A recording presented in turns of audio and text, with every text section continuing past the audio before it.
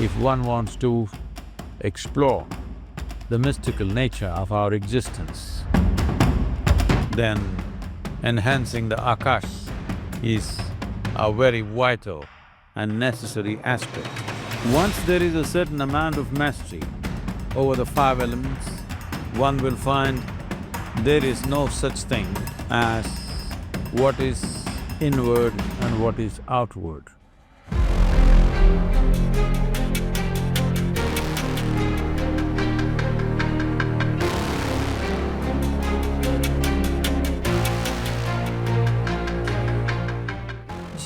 The five elements that we recognize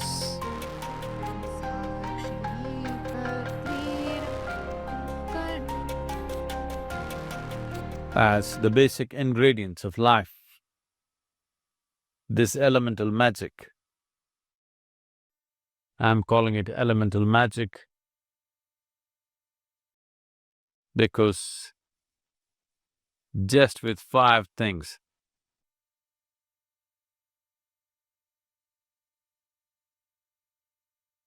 not 5 million, just five things. With five things, too much has been done. With five things, what is presenting itself as cosmos, what is presenting itself as life, what is presenting itself as everything that we can see, hear, smell, taste and touch, is well beyond the permutations and combinations that we can think of. If something goes beyond the permutations and combinations, then it's no more mathematic, it is magic. So this elemental magic, to master this elemental magic is the most fundamental dimension of yoga. Essentially, when people want to be physically robust, then earth would be important. But for one who is on the spiritual path, one who wants to perceive, the most important thing is Akash. Why Akash becomes most important is, in the making of this human form, 72% of water, 12% of earth, 6% of air, 4% of fire is largely determined. The rest is Akash. When we said rest, we did not mean 6%, we said rest. Now, if you increase the proportion of Akash within the system, if you increase the proportion of Akash in the larger scape of who we are, then our ability to perceive is tremendously enhanced. If this proportion remains low or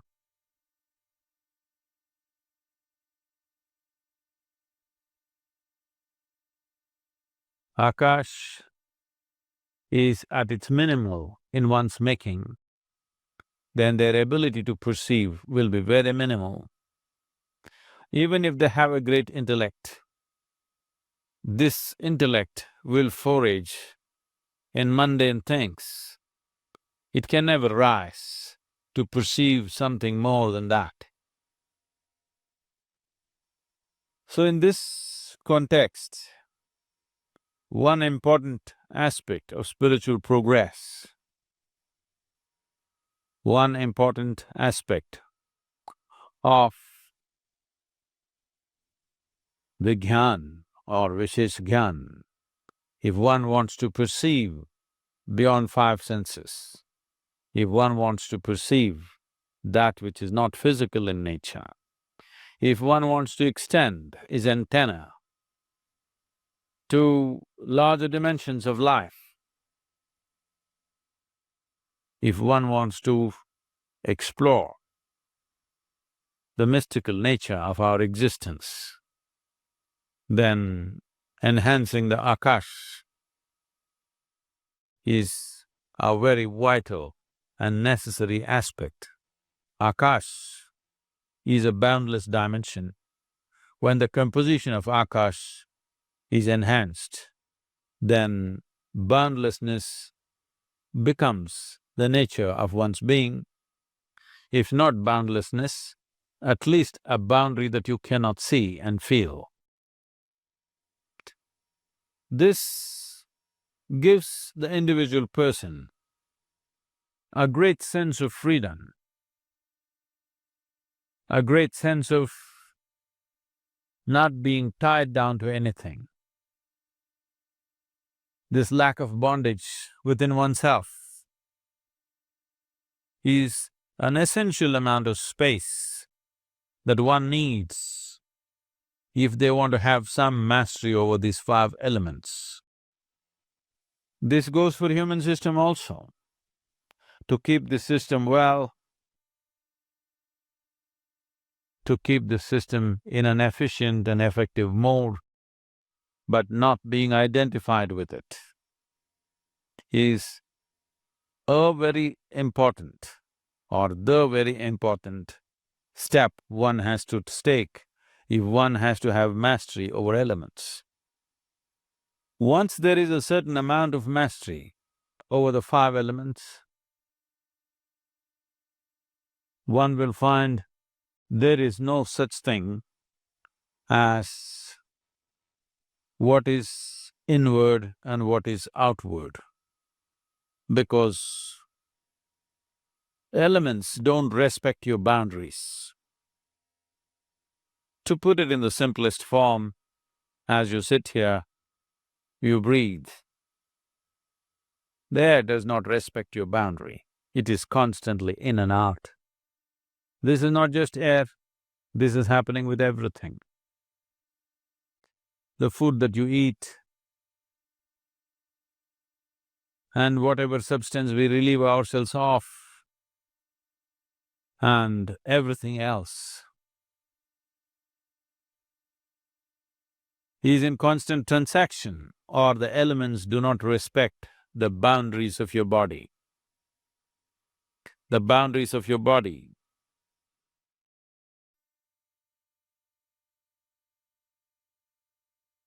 are only for your psychological comfort, but the five elements have no respect for that, and they anyway transact without your permission. So if you have some access to experiencing the nature of the elements, then you also lose the boundaries of your body. Or in other words, you have sacrificed your privacy, because there is no such thing as privacy, because you know everything is seeping in and everything is seeping out constantly.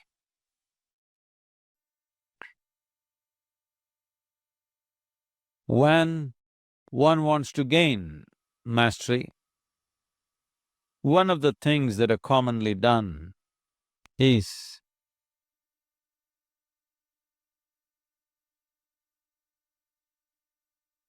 those of you sitting in America or anywhere else in the world right now, including India, don't try to do this. You will see the spiritual movements of the past, whether you take the yogis like the Nagas or the Gorakhnathis or the Jains, one of the things that they do at the basic level of sadhana is, first thing is to expose themselves to elements, because they want the transaction to happen freely. As today, walking around naked in the world is not a possibility, though in India it is still in practice. You will see thousands of them walking naked, not bothered about the social norms. That is not a possibility for all of you. So one simple thing that you can do is move to a looser level of clothing. Well, you may not look shapely, but there is no shape to you on the elemental scape. It is in constant transaction. To facilitate this, to be able to be conscious of this, one important thing is there is a little bit of space between your body and what you wear, that it is not tight-fitting clothes. This is one step that one can take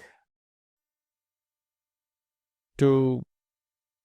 If you pay attention, you will see beyond this breath, a whole lot of transaction is happening constantly across the body.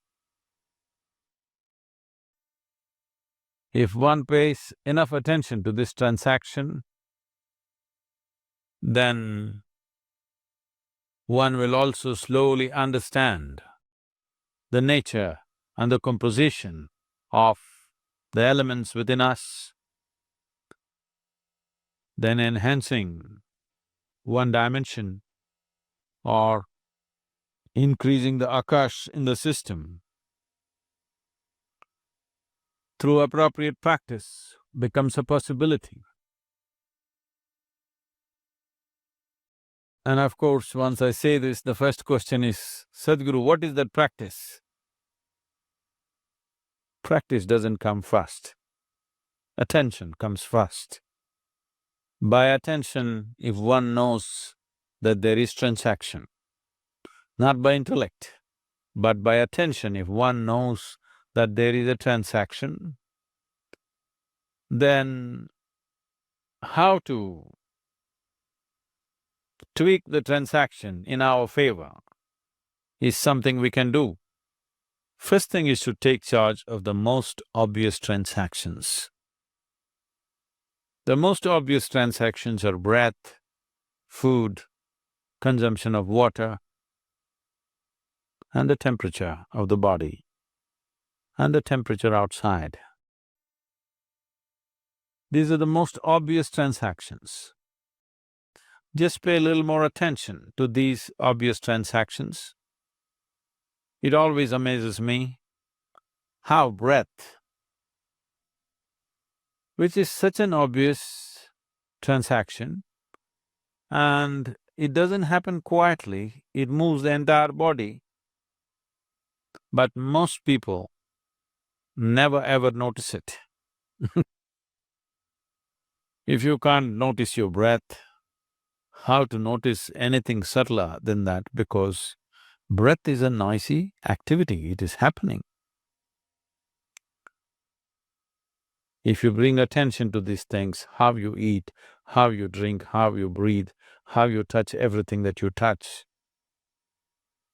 you will see the experience of life will rise to a completely different level.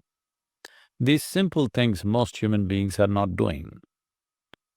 They're gulping down what they eat and drink, they breathe completely unconsciously, they touch anything and everything without knowing what they're touching or feeling it.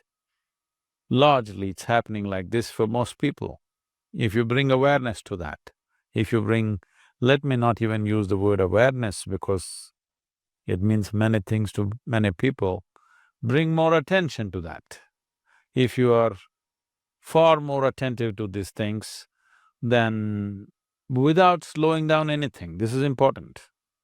Because people think that when you're breathing, you should not be doing anything else, just you must be breathing. When you're eating, you must be eating. When you're drinking, you must be drinking. No, that is the beauty of being human. that we have a cerebral capability of conducting complex activity within us and still be able to pay attention. It is like you're driving and you can still have a conversation with somebody. So two levels of attention are happening, just like this.